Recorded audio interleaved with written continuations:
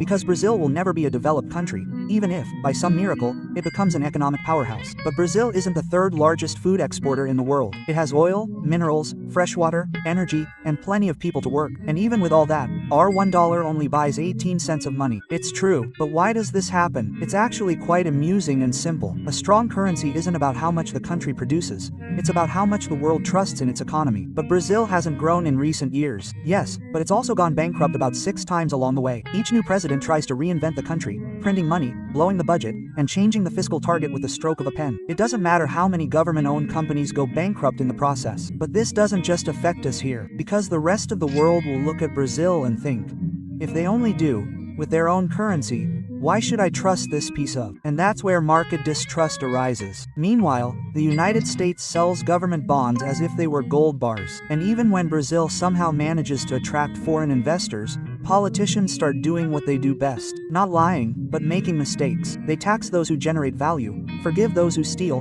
and tax corporate profits as if it were a crime to have results. But what if Brazil changes and politicians stop making mistakes? It's impossible, but even if that happens, the world will still use the dollar as a strong currency. Why? Because the United States hasn't spent the last 100 years defaulting on its own money. Brazil has already changed its currency 9 times in that period. The United States hasn't changed a single one. So our money is doomed. In fact, it was born this way. Weak, inflated, and controlled by politicians. In short, we were born fiat. Welcome to Brazil.